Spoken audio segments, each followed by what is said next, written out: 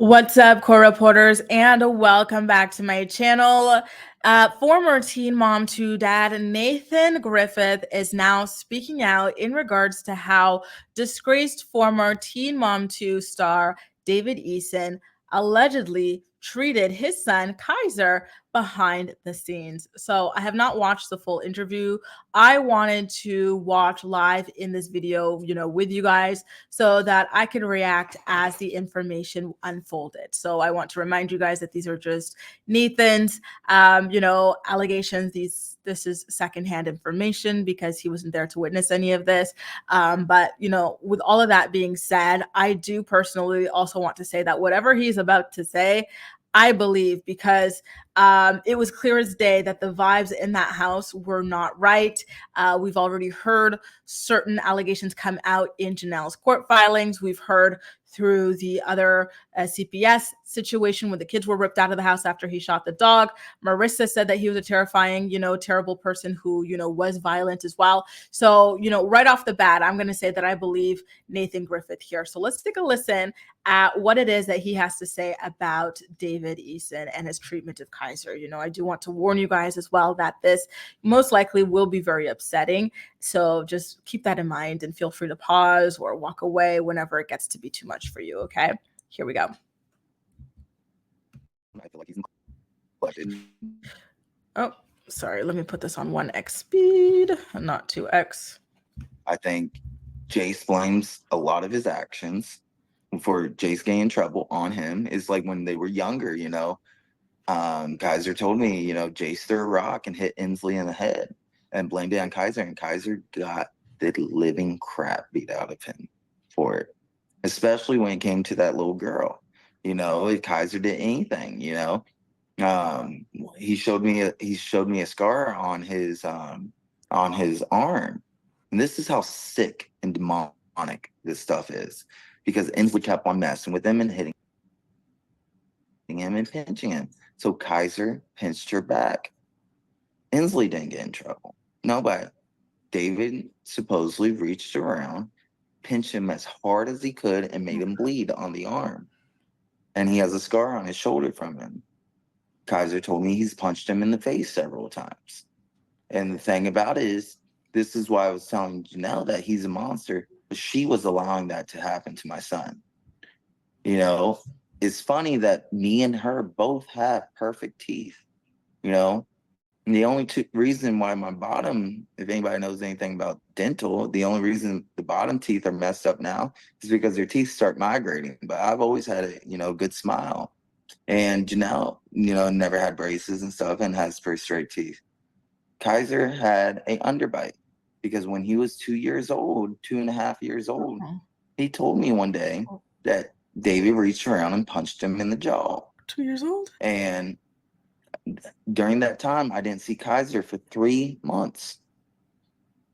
I don't know why I didn't see him for 3 months when I had orders and stuff like that. We kept on going over to her house, trying to pick him up. She kept on denying for almost 3 months. And so we think his jaw got broken somehow, and that's why he had an underbite for the longest time.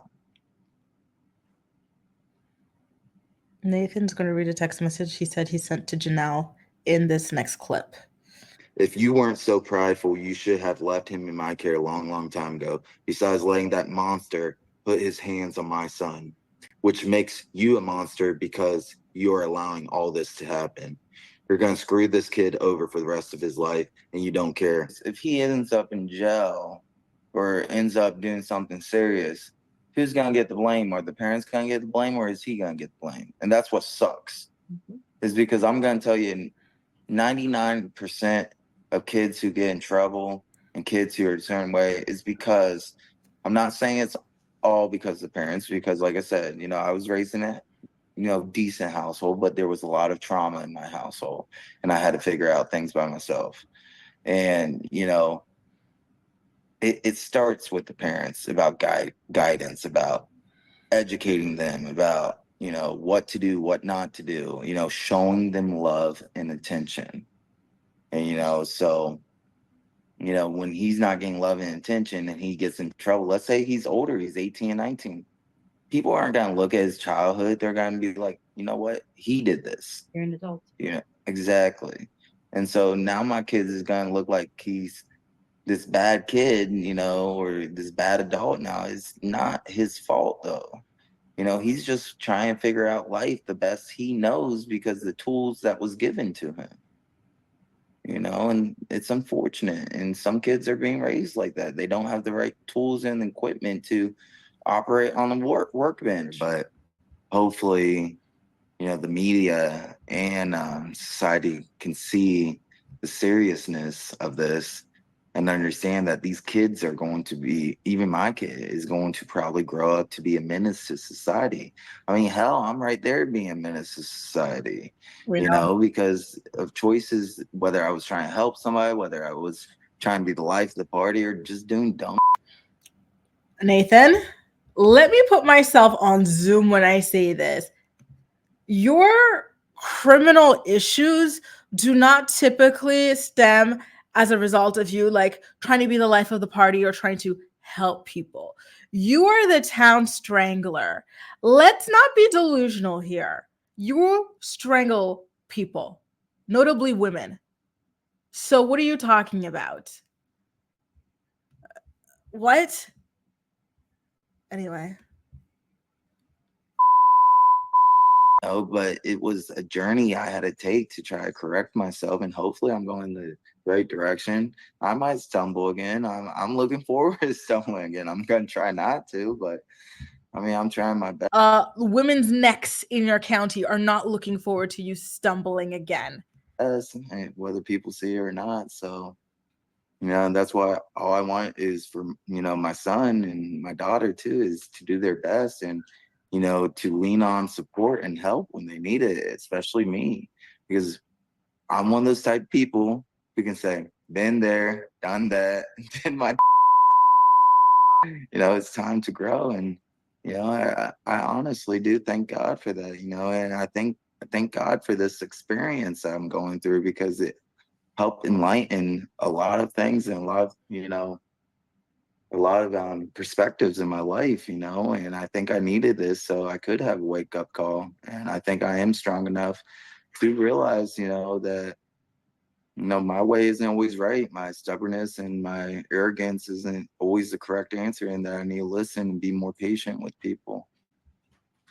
So there you have it, folks. He is saying that David Eason put his filthy, mangy paws on Kaiser when Kaiser was as young as 2 years old. And that he once punched him so hard he started bleeding. Like, it's a lot. He also accused David of breaking 2-year-old Kaiser's jaw as well, which I think is very, very extreme. But, so is David Eason as a person. We know that this is not a good person. This is not a stable person. So I can't really put anything past him, to be honest with you. One thing about Nathan, though, is he a reliable narrator, right? You saw him downplay the stuff that he's done. I've only gotten in trouble trying to help people or be the life of the party. Who are you helping when you put your hands around someone's neck and you say that they are going to DIE, not just anybody, but your own sister? Like, you've done this to domestic partners. Now you've done this to your sister, and you're talking about, oh, I was always the life of the party, trying to help, like as if you were busted for public intoxication or something like that. You know what I mean? Like, absolutely ridiculous. So as soon as he said that, I started going, well, honestly, I don't know how much I can trust him.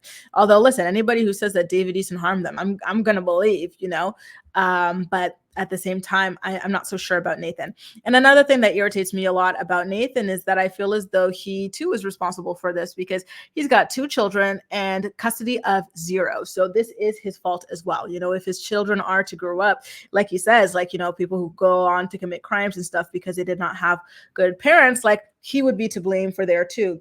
Jenelle, of course, but him too. And we also watched him stand up Kaiser in an episode of Teen Mom Next Chapter. So there's a lot of stuff going on here where it's like, okay, David's terrible. I believe everything you're saying here, or most of what you're saying here.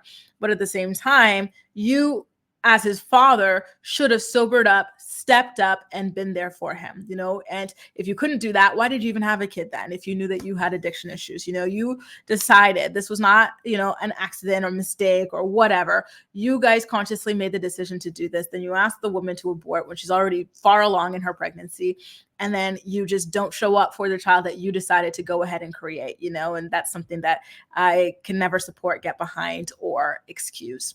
Anyway, you guys, let me know what you think about some of the allegations that Nathan is making against David Eason on Kaiser's behalf. Do you believe what he has to say? Like, what happens next from here? CPS has been involved in these children's lives from the very beginning, and they never take them away for good. And so I don't know, like, do you think that Kaiser eventually is going to be the one to open up about all of this, like when he's able to in the future? Like, I feel like this is just the beginning. Like, this is the wave is slowly taking place where people from, you know, children or people like surrounded from the children who have witnessed things happen to the children in this franchise are going to slowly start speaking out. So, you know, honestly, I think over the next 4 to 8 years, you're going to see like a huge tidal wave somewhere in the 6-year mark from now. So 2030, hinging on 2031, you're going to see, like, you know, because that's when the kids will be like, oh, like they'll be able, because like now some of them are like 16, this and that, and they still don't get it. They're still under, you know, they're still a little bit